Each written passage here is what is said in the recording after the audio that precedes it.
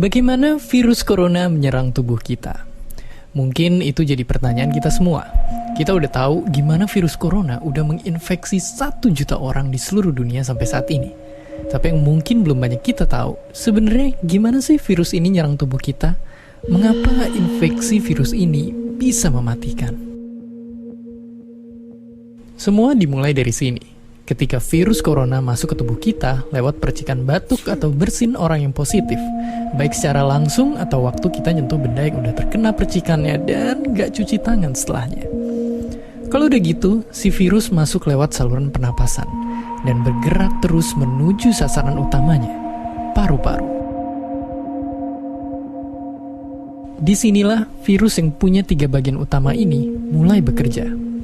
Pertama-tama, paku protein corona ini akan nempel di paru-paru dan organ-organ lain yang selnya kaya akan protein ini, protein ACE2. Kalau tubuh kita ibarat rumah dan virus corona itu perampok, ACE2 itu ibarat gagang pintu rumah kita.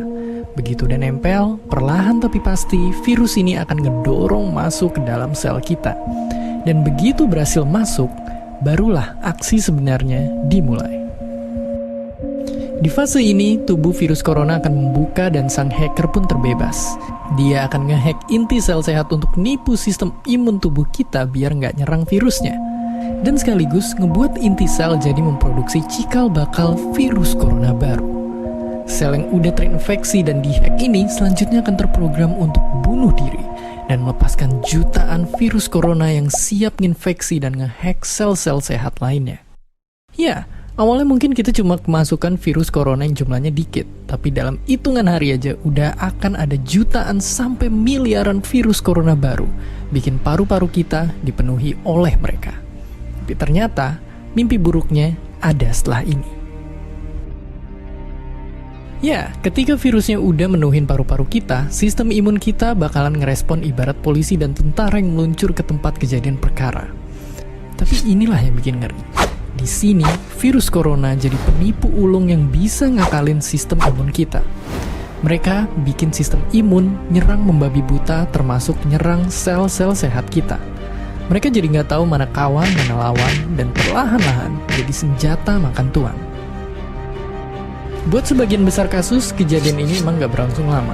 Karena kalau sistem imun kita kuat, mereka pun akan bisa menang dari segala taktik virus corona. Tapi terkadang tubuh kita sedang lemah, dan kalau udah gitu efeknya bisa parah. Kita bisa kena radang paru-paru akibat sel sehat di sini yang udah nggak bisa nahan bakteri pneumonia. Malahan buat kasus yang kritis, bakteri ini nggak berhenti di sana. Mereka bisa masuk ke aliran darah dan akhirnya nyerang seluruh tubuh. Kalau udah begini, bernapas saja bakalan susah banget, dan hidup kita ada di tahapan yang sangat kritis.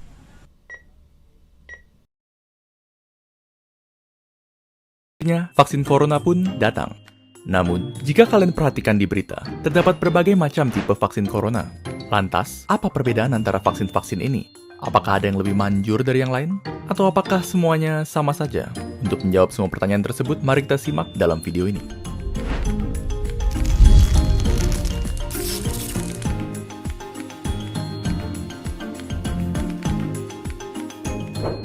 Untuk video ini, kami akan membahas 5 vaksin corona yang berbeda, yaitu vaksin dari Pfizer-BioNTech, Moderna, AstraZeneca Oxford, Sputnik V, dan tentunya yang pertama masuk ke Indonesia, Sinovac. Terdapat sejumlah perbedaan antara vaksin-vaksin corona ini. Perbedaan terbesar di antaranya adalah perbedaan berdasarkan cara kerjanya. Maka, untuk video ini, perbedaan itulah yang akan kita bahas. Namun, sebelum membahas perbedaan cara kerja vaksin, ada baiknya kita memahami terlebih dahulu bagaimana sebenarnya tubuh manusia melawan virus dan menciptakan kekebalan. Ketika virus atau apapun yang bersifat asing memasuki tubuh manusia, sistem imun kita akan menyerangnya.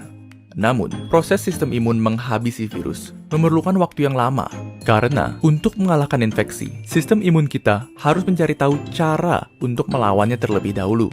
Sementara proses ini berlanjut, virus akan terus menyebar dan berlipat ganda, dan tubuh yang terinfeksi akan jatuh sakit.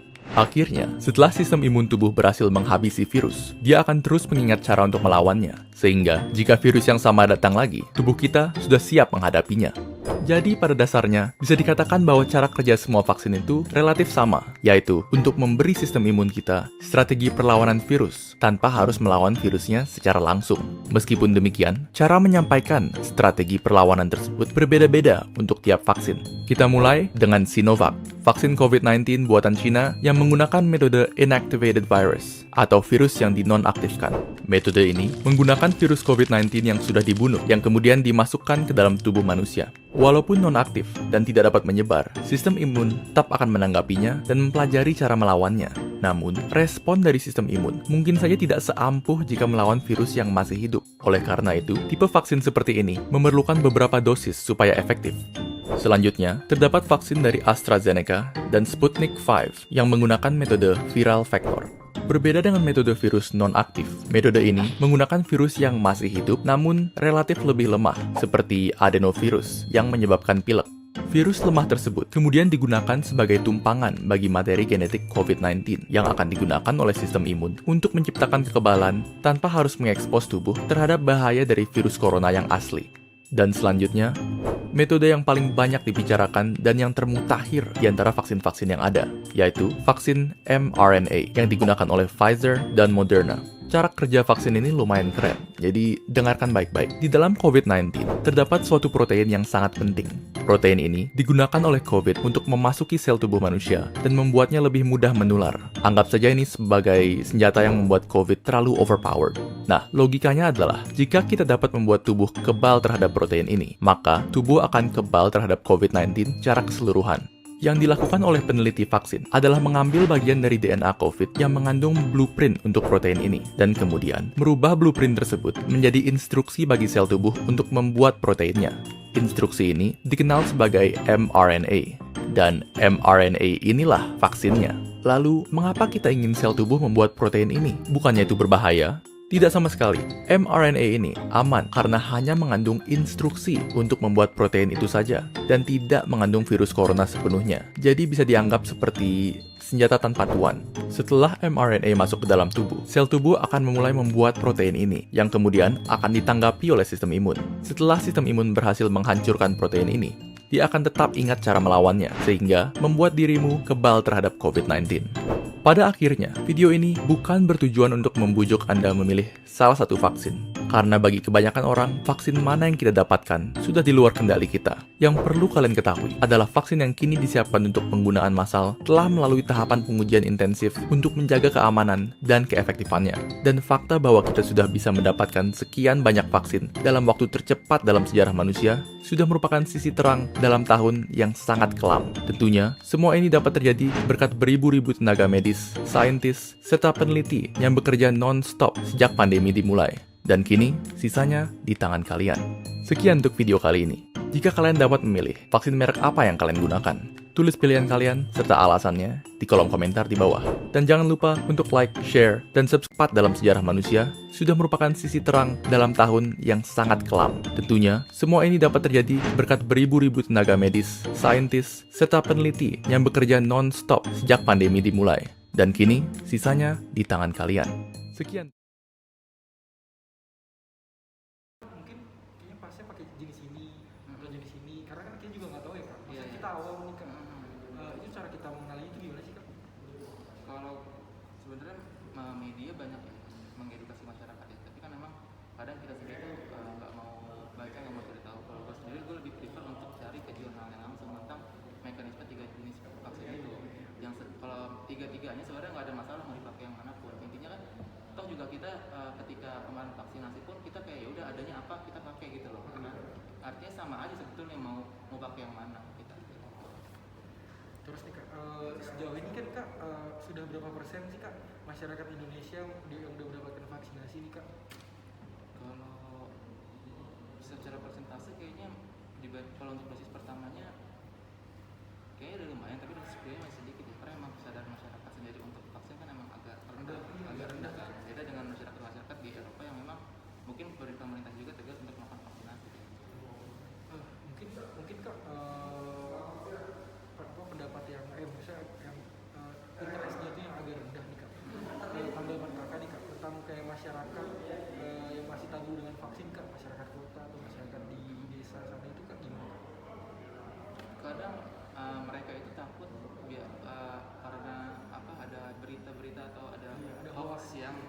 bilang bahwa kita diinjek oleh satu microchip atau tracking device. Padahal tracking device sebenarnya itu kita pegang sehari. Ini kan handphone tracking device.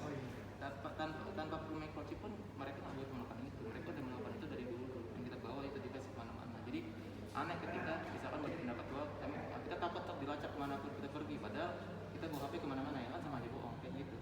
Mereka bisa tahu juga. Jadi gini kan maksudnya kayak tanggapan masyarakat yang juga masih agak kurang responsif bisa dibilang. Sudah sejauh mana sih Kak edukasi yang dilakukan tentang vaksin? Apakah sudah mencakup semua individu di Indonesia gitu Kak? Kalau saya bilang belum ya, karena memang masih banyak masyarakat, contohnya bahkan teman gue sendiri aja dia itu masih belum mau divaksin karena memang cara mengedukasi paling tepat adalah untuk kita ngasih tahu bahwa vaksin itu ditujukan bukan untuk diri dia sendiri. Kalau misalkan vaksin itu kan tujuannya komunal, tadi kan gue udah bilang vaksin itu tujuannya adalah untuk sekelompok orang. Jadi kita tuh bukan buat melindungi kita sendiri, tapi juga melindungi orang-orang terdekat kita. Jadi sebenarnya komunikasi yang harus dibangun adalah bagaimana menyadarkan kita bahwa vaksin itu penting untuk orang-orang di sekitar kita, untuk keluarga, untuk pacar misalkan, untuk orang tua, gitu. Tapi cara-cara tapi gini Kak, banyak tuh Kak, maksudnya kayak ada daerah-daerah terpencil gitu atau terpelosok itu yang mungkin belum ada penyuluhan yang udah sampai sana gitu Kak. Tapi sementara gerakan vaksin ini udah berskala nasional Bisa sana ya. Iya, jadi kayak cara masih ini nggak sih Kak, masih ada kayak mengejar target gitu Kak? Masih, kalau misalkan mengejar target harusnya itu harus sampai seluruhnya. Paling nggak ya 70% masyarakat Indonesia harus divaksinasi. Cuma ya itu, mungkin bentuk komunikasinya harus diperbaiki karena menurut gua pemerintah itu gagal dalam menyampaikan pentingnya vaksin ke masyarakat. Jadi sebenarnya kegagalan itu ada di bentuk komunikasi. Kalau tujuannya sendiri itu bagus kan untuk herd immunity kan supaya kita terbebas dari penularan dan segala macam. Andaikan nggak tertular pun, maksudnya ya udah gitu kita bisa sembuh tanpa gejala berat, tanpa kemungkinan tingkat mati yang tinggi. Jadi kita intinya dengan divaksin seperti itu. Cuma karena memang kesulitan atau kegagalan dalam komunikasi ini yang menyebabkan masyarakat akhirnya lebih pilih untuk ya udahlah kita pakai pakai obat-obatan yang udah ada aja. Biasanya kayak gitu Kak. Tapi nih Kak, kalau bagaimana nih Kak cara men-trigger masyarakat itu untuk melakukan vaksin, sedangkan masyarakat kota dapat trigger dengan kayak aplikasi Peduli Lindungi Kak yang mulai digunakan untuk segala aspek. Jadi kalau misalnya di masyarakat kota itu Kak banyak trigger mereka itu yang kayak vaksin, soalnya sekarang itu vaksin udah jadi kayak salah satu persyaratan gitu Kak. Iya. Buat kita akses publik akses segala macam. Tapi bagi masyarakat desa yang mungkin tidak ada akses tidak mengakses publik akses, jadi cara kita men-trigger mereka untuk mengajak vaksin itu apa ya Kak? Trigger yang tepat buat masyarakatnya gitu. Jadi kayak walaupun dia fasilitas juga ya seadanya bisa dibilang gitu. Pemerintah udah melakukan itu ke masyarakat desa ketika melakukan contohnya dalam kasus administrasi kita akan minta nggak perpanjang sih atau mungkin bikin KTP itu kalau misalnya belum divaksin pun pemerintah udah karena belum vaksin kita nggak bisa. Akhirnya kan ada salah satu paksaan yang dibangun pemerintah supaya masyarakatnya vaksin. Tapi kalau misalkan dari segi kesadarannya sendiri, sebetulnya kesadaran yang harus dibangun itu kalau misalkan dari masyarakat desa itu paling enggak mereka itu harus merasakan seberapa bahayanya virus ini kayak gitu. Ketika misalnya orang-orang terdekat mereka kena, kemudian melihat gejalanya, mereka udah ini bahaya, gue harus vaksin, jangan sampai gue kayak dia. Nah biasanya itu yang jadi trigger mereka untuk sadar gue vaksin kayak gitu. Tapi saya sendiri juga merasakan ini sih Kak. Pemerintah juga udah gembur-gembur melakukan campaign, edukasi yang menyeluruh dan kayak memasukkan itu sertifikat vaksinasi itu sebagai kayak registrasi atau administrasi itu udah kayak langkah yang bagus banget sih Kak. Kita ini Kak mengutip dari nasionalkompas.com nih Kak, mulai tahun depan itu vaksin booster akan dipungut biaya Kak. Lantas bagaimana masyarakat menengah ke bawah serta masyarakat desa yang menginginkan vaksin tersebut, apakah akan ada keringanan seperti dimasukkan ke pendanaan BPJS itu Kak? Oke. Pertama kita lihat dulu tujuan dari vaksin booster itu ya, karena kan vaksin booster itu sifatnya opsional, bukan sebuah kewajiban. Jika itu biasanya itu kan kehendak masyarakat ya, oke misalkan gue butuh, gue pengen nih, kalau saya katakan butuh, sebenarnya booster itu udah nggak dibutuhkan kan karena cukup 2 dosis. Ketika booster memang benar-benar dibutuhkan lagi jadi satu kewajiban, seharusnya itu ada kewajiban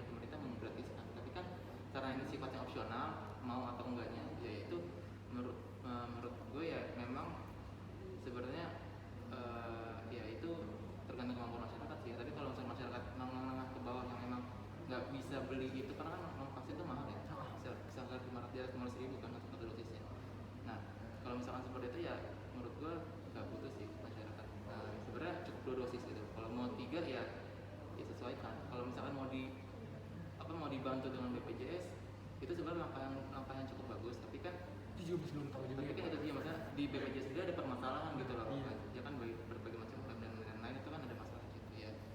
Mungkin bisa aja kalau misalnya mau pakai BPJS, tapi dari tujuannya sendiri vaksin booster itu kan memang sebagai opsional aja. Jadi menurut aku juga gini sih Kak. Kayak pemerintah udah menetapkan kayak vaksin 2 dosis itu, Iya. itu mungkin udah melakukan riset yang banyak Iya, tentang kayak betul. daya tahan itu seberapa. Jadi kayak itu yang kakak bilang kayak vaksin booster itu opsional. Jadi ya kalau misalnya emang nggak butuh banget, Iya. vaksin booster juga tuh nggak apa-apa. Yang penting udah memenuhi kayak 2 dosis nasional itu Kak, Iya. maksudnya yang diajukan pemerintah. Kayaknya kakak juga punya pengalaman ini, kayak pengalaman tentang menangani pasien COVID gitu. Kakak bisa cerita sedikit nggak Kak tentang pengalaman? Oke, untuk pengalaman ada dulu gue sempat di Wisma Atlet sebagai relawan. Di situ memang gue sering kontak langsung sama pasien. Kalau dari pasiennya sendiri sebenarnya ya mereka adalah orang yang sehat betul ya, selama mereka nggak punya comorbid gitu kan, kecuali mereka yang punya penyakit bawaan seperti mungkin diabetes atau gula atau apa, ya mungkin mereka butuh penanganan yang lebih banyak. Tapi secara penyakit sendiri, COVID sendiri ke pure COVID itu mereka sangat betul, karena memang kan bukan penyakit yang parah ya kan, kecuali dia, tapi penyakit ini akan men-trigger penyakit lainnya. Iya, jadi kayak men-trigger penyakit-penyakit Iya. lain, jadi kayak ikut. Karena kan kayak hilangnya penciuman, hilang makan, kena lambung, Iya. cepet capek ya, akhirnya asma kayak gitu. Akhirnya komorbid bawaannya itu yang bikin akhirnya gejalanya makin parah, dan itu juga akhirnya meningkatkan yang namanya fatality rate juga. Tapi kalau misalnya secara kakak di mana Wisma Atlet? Wisma Atlet. Menurut kakak gimana sih Kak? Tapi treatnya relawan kepada pasien itu Kak, secara apa treatnya itu kayak di ini banget kan, maksudnya lebih di concern banget gitu Kak. Jadi lebih diperhatikan banget Kak. Jadi kayak misalnya yang penyakit komorbid agak diperhatikannya kayak gimana? Oh, iya. Yang tidak ada penyakit komorbid. Iya, jadi diklasifikasi sesuai dengan gejalanya. Jika gejalanya itu, karena kan Wisma Atlet menerimanya itu pasien gejala ringan sampai sedang aja kan. Nah, untuk yang gejala ringan tanpa gejala itu ditempatin di tower tertentu, tower 4 sama tower 5. Sedangkan untuk yang bergejala itu ada di tower 6 sama tower 7. Itu cara penanganannya seperti itu. Tapi begitu misalnya dia punya gejala yang meningkat makin parah, karena kan Wisma Atlet itu darurat ya, dan alat-alatnya juga nggak full seperti rumah sakit yang khusus penanganan COVID kan. Jadi Agak kurang proper gitu. ketika pasien itu lebih gejalanya naik meningkat, itu dia langsung dirujuk ke rumah sakit khusus rujukan COVID kayak gitu. Terus Kak, kalau misalnya ada nggak sih Kak tata cara vaksinasi untuk ibu hamil Kak? Apakah ada efek sampingnya Kak?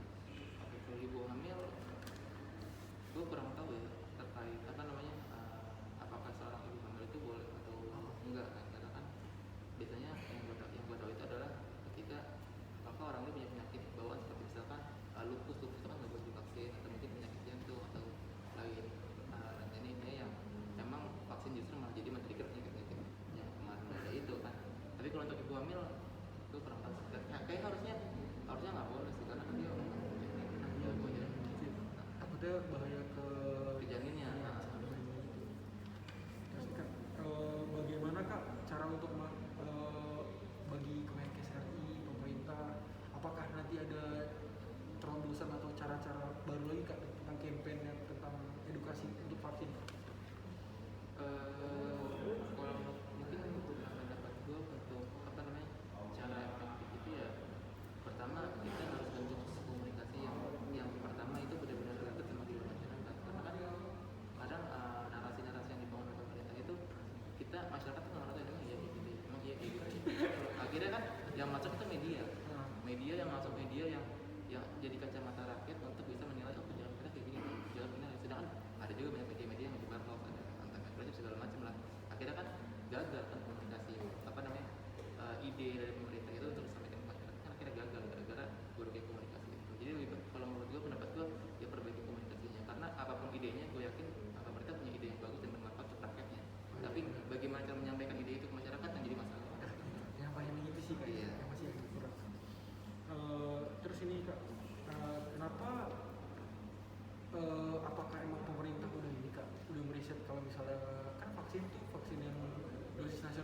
kali. Iya, Jadi kalau misalnya orang yang masih vaksin hanya sekali gitu kak, apakah itu akan berdampak ke dirinya sendiri juga kak? Jadi kayak antibodi dia mungkin kurang kak? ya jadi seperti tadi gue bilang di awal itu ada beberapa jenis vaksin yang memang butuh khusus 2 kali karena ketika dosis pertama nih oke, antivirus sudah imun udah mempelajari ya karakteristik patogen tersebut, tapi kan tidak sepenuhnya. Maksudnya ini virus lemah nih, virusnya mati, ya kan beda dong karakteristiknya dengan virus yang benar hidup, yang benar asli kan, lebih strong, mungkin lebih kuat. Tapi kan kalau dikasih virus mati dia ya udah gampang gitu loh ngebasminya. Makanya kenapa perlu dikuatkan berkali-kali gitu supaya si imun ini bisa men-trigger secara lebih baik ketika didatangkan oleh patogen yang memang benar-benar itu virusnya gitu. Makanya kenapa harus 2 dosis.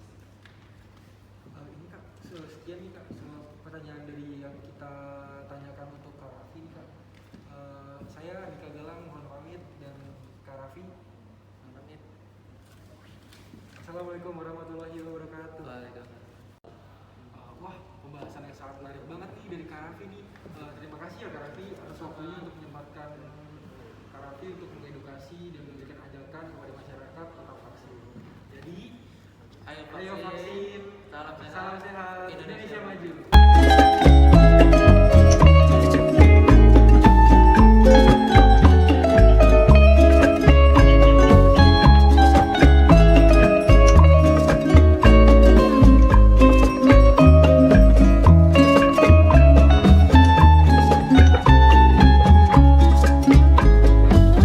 Soy el fuego que arde